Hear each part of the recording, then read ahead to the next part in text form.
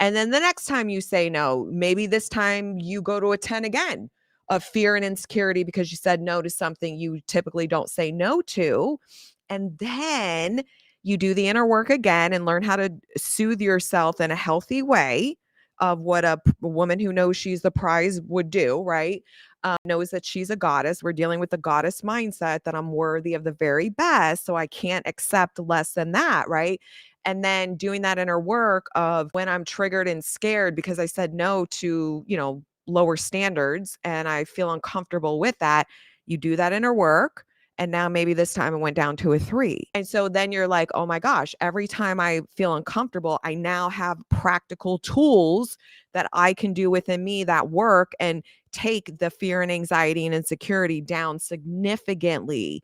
That is how you get empowered, by learning how to deal with it yourself rather than doing what you've always done in the past to make it go away. Because typically the things we would do in the past where we would say yes to things we really wanted to say no to was because we don't want to feel what it feels like to say no. So we just say yes, even though it's not really what we want. I used to do that all the too. Oh, warning shot. I love it. That's so me. Yeah. Like I'm pretty, I give people a warning shot depending. And sometimes depending who it is, that's why I was saying like boundaries are never permanent. Some of them, right? And they can change and they're fluid. And it's just really understanding that and being okay with that. And it depends who you're dealing with. It depends what's going on with you, the level of work. And there's been times in my life, and I'm not perfect with this shit either. I'm a human. Nothing I'm not perfect at all, right? And so even in like business dealings or whatever, I gave too many warning shots. I should have, after the first one, I look back now and I'm like, after that first warning shot, why didn't you just move, and just remove yourself from a situation?